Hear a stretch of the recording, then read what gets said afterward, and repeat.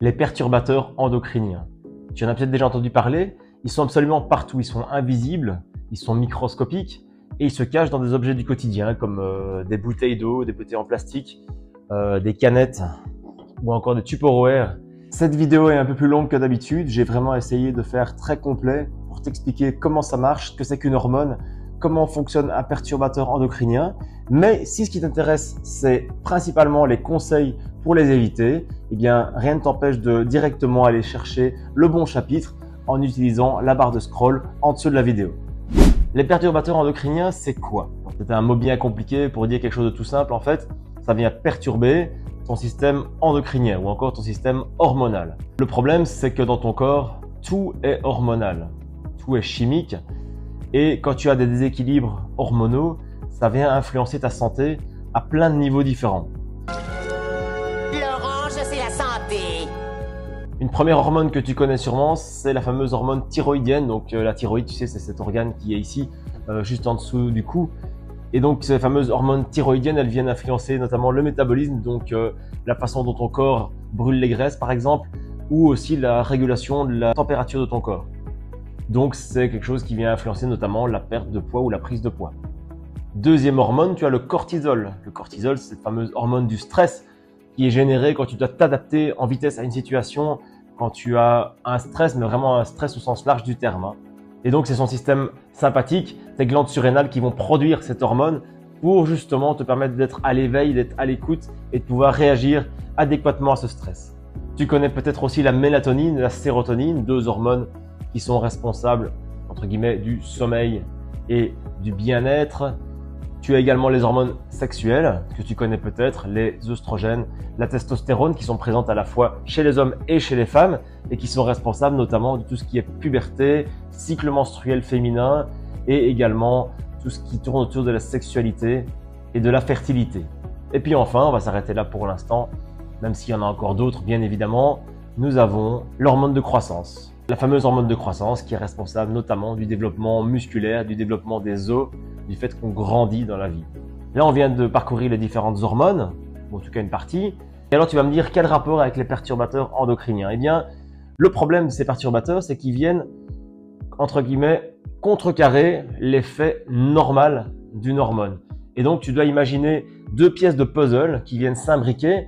Donc, tu as une hormone d'un côté et un récepteur à cette hormone de l'autre côté. Le problème des perturbateurs endocriniens, c'est qu'ils viennent soit se fixer à la place de l'hormone pour imiter son fonctionnement. Et donc forcément, comme c'est pas la vraie hormone, ça vient créer des déséquilibres dans le corps. Deuxième possibilité, ils vont bloquer carrément la possibilité que l'hormone fasse son travail. C'est l'effet bloquant des perturbateurs endocriniens. Ils viennent en quelque sorte boucher, si tu veux, la pièce de puzzle pour empêcher qu'une hormone vienne s'y emboîter.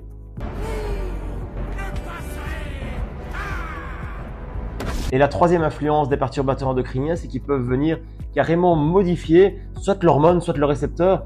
Et donc, ils viennent perturber en quelque sorte tout le fonctionnement et ça entraîne un dysfonctionnement dans tout le système hormonal. Et du coup, comme les hormones n'arrêtent pas de se balader dans le corps en permanence pour envoyer des messages à gauche, à droite, dans tous les sens, eh bien, en perturbant ces messages, ça vient déformer en quelque sorte le fonctionnement normal de l'organisme et ça entraîne des pathologies, des problèmes, des dysfonctionnements.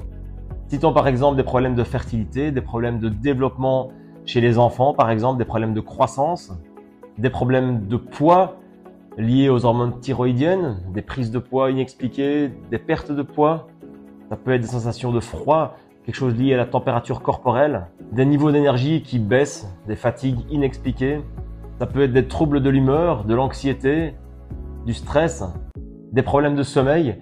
Et dans les cas les plus graves, ça peut même aller jusqu'à des cancers comme le cancer du sein ou le cancer de la prostate, qui sont des cancers dits hormonodépendants. Maintenant qu'on a un petit peu fait le tour du problème, je vais t'expliquer 30 conseils pour éviter un maximum l'exposition à ces perturbateurs endocriniens. Tu vas vite comprendre qu'ils sont absolument partout autour de nous et donc effectivement, on peut réduire mais on ne peut pas complètement s'en détacher. Maintenant, notre organisme sait quand même les gérer jusqu'à une certaine dose, on va dire. Donc, si tu n'es pas trop exposé, c'est comme d'habitude la dose qui fait le poison et donc ton corps va sans doute savoir les gérer. Puis ça va dépendre d'une personne à l'autre, bien sûr. Alors il y a plusieurs grandes familles de perturbateurs endocriniens. Pour chaque famille, je vais t'expliquer d'abord dans quel genre de produits on les trouve et puis comment faire pour s'en prémunir le plus possible, pour les éviter le plus possible dans son quotidien. Et on commence tout de suite par les PFAS ou PFAS, je ne sais pas trop comment on dit. C'est un type de perturbateur endocrinien, donc une substance chimique qui est présente notamment dans tout ce qui est poêle en téflon. Tu sais, ces fameuses poêles qui permettent d'avoir un revêtement anti-adhésif quand tu cuisines. Et bien en fait, c'est là-dedans que ça se trouve, notamment. Et donc pour éviter le téflon, il suffit de passer à l'inox, à la céramique ou à la fonte. Ça t'évite effectivement ces perturbateurs endocriniens qui en plus sont libérés avec la chaleur. Mais surtout le plus important, si tu continues à utiliser des poêles en téflon, ça va être de les jeter immédiatement si tu vois la moindre petite raclure, la moindre petite gratte dans le fond de la poêle. Donc tu sais, tu as été avec une cuillère ou n'importe quoi, il y a un tout petit coup dans le fond de la poêle, et bien tu jettes. Tu jettes la poêle, tu chipotes même pas. Ensuite, on retrouve des PFAS dans les revêtements anti-taches pour les meubles. Tu sais, ces fameux trucs qu'on met au-dessus des meubles pour éviter de faire des taches dessus. Eh bien, ça aussi, c'est blindé de PFAS. Donc, ça évite si possible. Et tu prends des meubles en bois, puis tu mets rien dessus. C'est parfait. Tu as aussi les produits de nettoyage industriels. Alors bon, ben, là, je vais pas te faire un dessin. Hein. C'est tous les produits pour nettoyer qui sentent bon. Mais bon, voilà. On sait bien que s'ils sentent bon, c'est pas très naturel. Et puis, pourquoi pas revenir à des méthodes toutes naturelles comme le vinaigre, par exemple, ou à des savons tout classiques comme le savon noir. Ensuite, tu as tous ces emballages alimentaires. Tous ces emballages qui sont prévus pour résister à la graisse. Tu sais, tu achètes un produit tout fait, un produit transformé, tu achètes un plat déjà prêt à l'emploi, à réchauffer au micro-ondes, la bonne idée, puisque là en plus on va avoir le produit dégueulasse, mais en plus on va le réchauffer au micro-ondes, ce qui va encore plus libérer les perturbateurs, c'est génial. Donc tant que faire se peut, évite ces fameuses barquettes que tu viens réchauffer au micro-ondes, c'est le pire de tout. Et ensuite, pour terminer, eh bien, l'eau du robinet, malheureusement, selon la qualité de l'eau là où tu vis, peut contenir également des PFAS. Donc, c'est toujours recommandé soit de faire analyser ton eau en amont, ou alors, en tout cas, de filtrer l'eau avec du charbon actif ou ce genre de choses, ou des systèmes de filtration qui sont parfois malheureusement assez coûteux. Donc, ça, c'est un peu à toi de faire le pour, le contre en fonction de ta situation. On passe ensuite au phtalate et au bisphénol A. Putain, c'est dur à dire ce truc. Ok. Alors, je les ai regroupés. C'est deux substances chimiques différentes, mais je les ai regroupées parce que globalement, toutes les deux, on les retrouve dans les plastiques. Tu sais, les plastiques, c'est un secret pour personne. C'est vraiment de la merde. Bon, c'est pratique, évidemment, puisque c'est léger. C'est léger, c'est facile à produire, c'est facile à, entre guillemets, recycler. Par contre, clairement, il y a eu tous des scandales à l'époque avec les biberons, les machins, etc. Bon, on a commencé à un petit peu légiférer sur le sujet, mais globalement, c'est pas encore top. Et l'idée, c'est quand même d'éviter un maximum ce plastique tant qu'il y a moyen. Même si parfois ça peut être pratique, je te l'accorde. Et notamment, pense aux ustensiles de cuisine. Tu sais, ces ustensiles noirs là, avec lesquels tu viens racler, tu viens chercher au fond de la poêle. Eh bien, s'ils sont noirs, c'est qu'ils sont recouverts d'une couche protectrice et il y a quasiment toujours du bisphénol ou du phtalate dedans. Si tu veux remplacer tes ustensiles par des matériaux plus nobles qui ne contiennent pas toutes ces substances néfastes, eh bien tu optes pour du bois, du verre, bon c'est pas très pratique ici, de la céramique ou de l'inox, tout simplement. Avec ces quatre matériaux-là, normalement aucun souci, et là tu peux y aller les yeux fermés. Pour éviter les phtalates et le bisphénol A, deuxième grosse catégorie, les fameux Tupperware. Alors bon, j'ai rien contre la marque, il faut prendre ça au sens large, donc tous les contenants en plastique. En gros, toutes ces fameuses boîtes en plastique dans lesquelles on met de la nourriture et parfois pour conserver, parfois pour aller travailler ou aller en déplacement. Eh bien, tant que faire se peut, essaye de ne pas utiliser ces contenants en plastique. Alors je sais, suite aux différents scandales, ils ont sorti des Tupperware sans bisphénol A, sans ci, sans ça. Ok, soit. Il est possible effectivement qu'ils aient fait des progrès. Malgré tout, si tu veux vraiment être sûr à 100%, tu prends des contenants en verre, tu vas chez Ikea, bon Ikea ou autre chose, hein, on s'en fout, mais Ikea c'est pratique et c'est pas cher, et tu prends ces fameux contenants en verre. À la limite que tu aies un couvercle avec du plastique, c'est pas très grave, il n'est pas en contact avec la nourriture. Le problème, c'est vraiment la partie que tu vas réchauffer, la partie qui va être en contact direct avec la nourriture. Celle-là, pour bien faire, devrait pas être en plastique. Et donc avec des contenants en verre, oui c'est plus lourd, oui ça casse, mais au moins tu préserves ta santé. Et en plus, tu peux directement prendre le truc, le mettre dans le micro-ondes, ça va super bien. Et même manger à même le plat. Et puis en fait, tu auras même moins de vaisselle, donc c'est encore plus facile. Même principe pour les bouteilles, évidemment, bouteilles en plastique. Ben voilà, on va cacher la marque, on va faire comme dans les séries télé. Donc voilà, bouteilles en plastique, ben oui, l'eau est de bonne qualité, mais le problème c'est qu'elle est dans du plastique. Donc pas top. Alors l'idéal, c'est évidemment des bouteilles en verre. Bon, c'est un peu chiant, hein, c'est lourd. c'est plus compliqué à ramener, surtout si tu habites au 5e étage et qu'il n'y a pas d'ascenseur. Mais bon, voilà, c'est des choix à faire et puis toujours peser le pour et le contre de ce qui est faisable, de ce qui est optimal. Et puis on fait pour un mieux de toute façon. Donc voilà, bouteille en verre, bouteille en inox, toujours le même principe, éviter le plastique un maximum. Alors si tu as des enfants ou que tu es un grand enfant comme moi et que tu aimes bien encore les jeux et les jouets, eh bien essaye d'éviter les jouets qui contiennent des BPA ou des phtalates. Alors maintenant c'est parfois marqué dessus, donc c'est un petit peu à voir, il y a des fois des étiquettes qui le mentionnent. Mais un jouet pour bien faire, prends des jouets en bois pour tes enfants, en bois non traité, attention, parce que s'ils mettent toute de la peinture dessus et des trucs, bon c'est pas toujours top non plus, mais des jouets en bois classiques à l'ancienne, ce sera toujours mieux que des jouets en plastique qui de toute façon vont être démodés dans un an et tu devras quand même jeter, et ça fera encore des déchets inutiles. Alors on parle aussi des conserves, des boîtes de conserve, ça aussi ça peut en contenir, donc évite un maximum les aliments en conserve s'il y a moyen. Maintenant bon voilà, c'est comme d'habitude, une fois de temps en temps c'est pas grave, c'est la dose qui fait le poison, mais évite de manger que des conserves, c'est pas l'idéal. Ensuite les cosmétiques, tout ce qui est cosmétique, tout ce qui est produit de soins, donc là effectivement là aussi essaye de lire les étiquettes, voir un petit peu ce que ça contient, et pourquoi pas utiliser des applications comme Yuka. Je sais pas si tu connais Yuka, c'est assez pratique, tu scannes un aliment, un produit cosmétique, un produit n'importe lequel, une crème, un médicament, et il vient te donner la composition bien sûr, mais surtout il vient analyser un petit peu quels sont les problèmes par rapport aux perturbateurs endocriniens notamment, mais par rapport aussi aux conservateurs, il y a plein d'autres choses. Donc c'est une application qui est assez intéressante. Elle est peut-être pas fiable à 100%, j'en sais rien, on dit qu'il y a parfois des conflits d'intérêts, ce genre de choses, mais enfin en tous les cas, c'est quand même une aide au jour le jour pour essayer de choisir différents produits plutôt que d'autres. Ça peut être super intéressant. Donc Yuka, c'est Y-U-K-A. Je te mets la référence en description. Et puis enfin, pour terminer avec ces fameux plastiques et ces fameux phtalates et BPA, eh bien les revêtements de sol. Donc dans ta maison, dans ton appartement, le mieux c'est vraiment d'avoir des trucs en bois ou en carrelage. Ça c'est vraiment impeccable. Le moins bon étant évidemment le vinyle. Le vinyle, là ça vient du plastique. Donc je te fais pas un dessin, ça rejoint tout ce qu'on a dit juste avant. On passe ensuite aux pesticides. Les pesticides, bah, tu les connais, hein. Ça a fait suffisamment de débats dans la presse. Et puis, bah, ils sont principalement dans l'agriculture, hein. Tu es au courant. Alors l'agriculture, malheureusement, bah, elle est partout puisqu'on mange tous des produits issus de l'agriculture. Tu manges une patate, ben, on y est. Tu manges une salade, on y est. Tu manges de la viande, on y est également puisque les animaux ont mangé ces mêmes végétaux qui ont été aspergés de pesticides. Donc c'est génial, ils sont absolument partout. Alors comment faire pour s'en prémunir un maximum? Eh bien déjà manger un maximum bio. Alors bio, je sais que c'est pas parfait, mais si tu prends du bio belge, français, il y a quand même un certain contrôle malgré tout dessus. Alors oui, parfois il y a des pesticides, enfin des choses en tout cas qui viennent aider à la production de l'aliment, mais en tout cas ils suppriment déjà tous les pesticides de synthèse, ce qui est déjà une très bonne chose, hein. C'est déjà toujours des poisons en moins.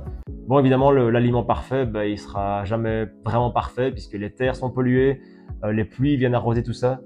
Donc, à moins de vivre dans le fin fond du monde où personne n'a jamais rien cultivé, où il n'y a jamais eu de pollution, c'est impossible d'avoir un aliment 100% parfait. Mais en tout cas, en achetant biologique ou en achetant ton petit fermier du coin et tu sais comment il travaille, tu sais qu'il travaille avec des produits sains, ben écoute, ça va déjà un minimum limiter les risques. La deuxième bonne habitude à adopter, c'est évidemment de laver tes produits qui viennent de l'agriculture, donc tes fruits, tes légumes, donc tu les laves soit à la main, soit tu les brosses quand même carrément. Il y en a qui brossent carrément avec une brosse. Ça fait beaucoup de brosses, non? Ouais. Et donc tu les brosses, tu les laves de manière ferme, et puis pourquoi pas tu les mets dans un bain de bicarbonate de soude ou de vinaigre. Juste pas longtemps, hein, juste le temps vraiment de tuer un petit peu ces substances chimiques qui pourraient encore subsister sur le légume ou le fruit. Tu peux même aller jusqu'à le peler. Alors bah, ça dépend un petit peu des fruits. Forcément quand c'est des kiwis, bah, tu les pelles parce que la peau c'est dégueulasse. Quand c'est des bananes, bah, logique, tu vas pas manger la peau non plus. Mais pour d'autres fruits ou légumes, c'est moins logique, comme par exemple la pomme ou la pêche, qui sont pourtant des produits qui sont fort imprégnés de pesticides quand tu n'enlèves pas la peau. Un petit peu à toi de trouver le ratio. Ça va dépendre évidemment de la qualité initiale de ton fruit aussi. Donc si c'est déjà des fruits bio, si c'est des fruits assurés sans pesticides, sans saloperie, tu peux déjà peut-être plus te permettre de manger la peau. Mais pense quand même à le laver à l'eau avant. Dans le doute, autant rajouter une petite protection en plus. Ensuite, pour éviter les pesticides, ils consomment local et de saison. Alors je l'ai déjà mentionné sur cette chaîne puisque tous les mois je te fais un topo de fruits et légumes de saison pour que tu puisses manger le plus éthiquement possible, on va dire ça comme ça, puis c'est aussi meilleur pour ta santé puisque les fruits viennent de moins loin et fatalement ils ont duré moins longtemps depuis la récolte et ils ont beaucoup plus de vitamines. Donc ça, je te réfère à mes autres vidéos sur le sujet. Mais donc en consommant de saison et surtout près de chez toi, l'avantage c'est que ils vont pas devoir foutre plein de produits chimiques dessus pour conserver l'aliment le plus longtemps possible pour le transport et la conservation. Et donc potentiellement, il y a quand même beaucoup moins de produits chimiques sur l'aliment que tu as acheté chez ton fermier à côté de chez toi, plutôt que l'aliment qui vient de l'autre bout de la planète et qui a dû être transporté pendant peut-être des semaines avant d'être consommé. Et donc forcément, il a peut-être reçu des substances chimiques, des produits, des traitements pour justement qu'il reste en bon état, en bonne qualité jusqu'à ton magasin. Évidemment, si tu as l'occasion de faire un potager, si tu as le temps, évidemment c'est le top. Maintenant, c'est pas toujours évident. Il faut du temps, il faut un terrain et puis il faut vraiment beaucoup de temps. Moi, j'ai renoncé. À part pour les petits trucs de base, j'ai vraiment renoncé. Mais si tu as le temps de le faire, c'est le top évidemment parce que tu cueilles ton aliment, tu le manges. Là, c'est impeccable. Vitamines plus. Et bien sûr, tu sais bien ce que tu as utilisé ou pas utilisé justement comme traitement pour ces aliments. Donc là, c'est vraiment le top. Et à part un tout petit peu la pollution de la terre due aux pluies, à part ça, tu as un aliment qui est quasiment 100% nickel. Et puis dans les produits de nettoyage aussi, veille à prendre quelque chose d'écologique. Et donc là aussi, le vinaigre, ça marche super bien. C'est pas très en vogue chez nous, je sais pas trop pourquoi, mais le vinaigre, on peut quasiment tout nettoyer avec ça, c'est génial. Ça sent bizarre sur le moment, mais ça disparaît très vite. Essaye, tu verras. Ensuite, nous avons les parabènes, la famille des parabènes. Alors, ça fait un peu nom de super-héros, hein, j'aime bien. Les parabènes, on les retrouve dans quoi? On les retrouve principalement dans tout ce qui est produits de soins. Donc, tout ce qui est gel douche, shampoing, cosmétiques, tout ce qui est rouge à lèvres, fard à paupières, tout ce genre de trucs. Donc là, on retrouve des parabènes ou pas, puisque maintenant on a commencé à s'y intéresser. C'est comme tout, il faut toujours un petit scandale pour que les fabricants réagissent. Et donc maintenant, de plus en plus, tu trouves des produits où c'est marqué clairement sans parabènes. Donc ça, évidemment, à prendre, hein. Tu peux foncer directement sur ceux-là. Vérifie quand même l'étiquette, vérifie le reste des ingrédients. Mais effectivement, si tu peux les prendre sans parabènes, c'est vraiment top. Tant que faire se peut, essaie de trouver des produits naturels, à base d'huile essentielle, à base de plantes.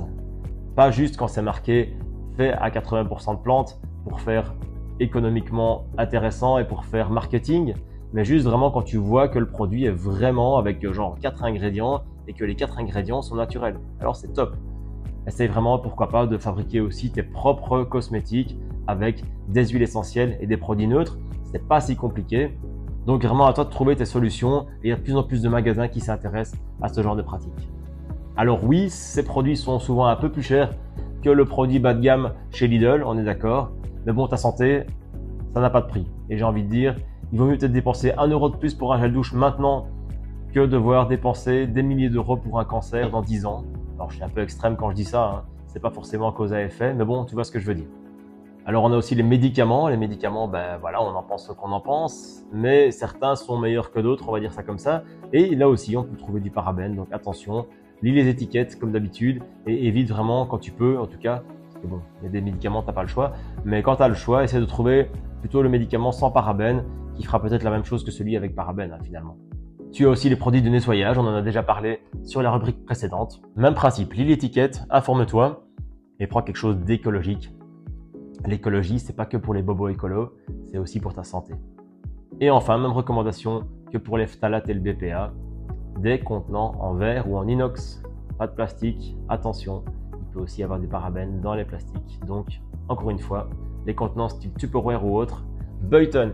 Et de toute façon, si tu en utilises, avec parcimonie, jamais les chauffer, jamais les mettre au lave-vaisselle, ni au micro-ondes, et jamais les gratter avec, par exemple, une fourchette ou quelque chose. Donc, ça doit toujours être intact, un peu comme la poêle en téflon qu'on a vu tout à l'heure. Un produit en plastique, s'il est griffé, s'il est chauffé, d'office, c'est pas top. Tu as peut-être déjà essayé de mettre une sauce spaghetti dans un contenant en plastique style Tupperware et puis tu mets ça au frigo pendant 5 jours, tu ressors la boîte et tu vois que la boîte est devenue toute rouge et c'est hyper dur à faire partir. Alors tu comprendras vite que si la sauce tomate est rentrée dans le plastique, il y a de fortes chances que le plastique soit aussi rentré dans la sauce tomate, même principe. Et donc tu n'as vraiment pas envie d'avoir ça dans ta bouffe. Donc évite vraiment ce genre de truc. Tu n'auras jamais ça avec un contenant en verre. Et petit spoiler alerte, tu peux congeler du verre. Il n'y a aucun souci. Simplement, si c'est du liquide, comme tu sais que ça va grossir avec le fait de congeler, eh bien tu évites de fermer le bouchon déjà pour commencer. Donc tu mets ça au congélateur bien droit, mais tu ne fermes pas le couvercle. Et puis tu attends que ce soit bien congelé avant de refermer. Comme ça, tout va bien. Et enfin, nous avons les métaux lourds. Les métaux lourds, tu les connais peut-être déjà parce que ça a un petit peu fait parler d'eux avec les poissons, notamment le mercure, puisque comme tu sais, les océans sont un petit peu pollués en mercure. Et donc évite les poissons comme le thon, l'espadon, le requin. C'est les 3 poissons qui sont assez chargés en mercure. Maintenant, encore une fois, comme d'habitude, une fois de temps en temps, c'est pas un problème, hein, mais évite de baser toute ton alimentation sur ces poissons qui sont hyper chargés en mercure et privilégie plutôt des plus petits poissons, style le saumon, le merlan, les sardines, ce genre de choses. On revient aussi au conseil tout basique de choisir un maximum d'aliments bio, puisqu'il y a quand même tout un cahier des charges qui est établi, et donc on est un peu plus sûr que c'est de la qualité, et normalement il y a quand même des choses qui sont vérifiées niveau métaux lourds également, même si on n'est jamais sûr à 100%, c'est déjà un moindre mal, et il y a déjà un contrôle en amont.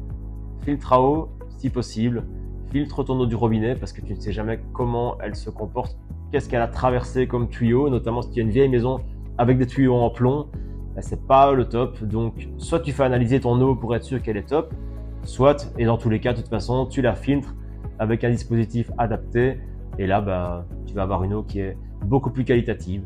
Ou alors tu prends de l'eau en bouteille, si possible en verre, évidemment on l'a vu, mais ça a un coût, donc c'est un peu à toi de voir aussi quels sont tes moyens, quel est ton budget, et voir un petit peu où tu mets la priorité par rapport aux efforts que tu veux faire. Attention à l'aluminium. L'aluminium, on en a parlé un petit peu lors des vaccins, mais l'aluminium est présent un peu partout, et notamment dans les ustensiles de cuisine. On en a déjà parlé rapidement pour les plastiques, mais il y a aussi des ustensiles en cuisine en aluminium. Et c'est vraiment pas top parce que quand ça chauffe, ça vient migrer dans les aliments. Donc même principe un petit peu que tout à l'heure avec les Tupperware. Donc jamais utiliser de spatule par exemple en aluminium, et évite également de réchauffer des plats avec des fils aluminium dessus. C'est vraiment pas la bonne idée. Donc si tu as ce genre de choses pour conserver pour le transport par exemple, eh bien avant de le réchauffer, tu enlèves le film alu et puis tu mets seulement au four à ce moment-là. Et pour terminer, les cosmétiques peuvent également contenir de l'aluminium. Donc c'est la 3e fois qu'on en parle, les cosmétiques. Sans passer un maximum tant que faire se peut. Et puis, si vraiment tu es accro à certains cosmétiques, si tu veux absolument les utiliser, eh bien, vérifie vraiment les étiquettes, informe-toi et n'hésite pas à dépenser quelques euros en plus pour utiliser des cosmétiques de qualité. Parfois, c'est quelques euros en plus, oui, mais tu les gardes pendant des mois. Alors finalement, chaque jour, c'est pas si cher et ça fait vraiment une grosse différence pour ta santé. Voilà, j'espère que cette vidéo t'a plu. J'ai essayé d'être le plus complet possible, te donner un maximum de clés. Je te remercie pour ton écoute et à très bientôt.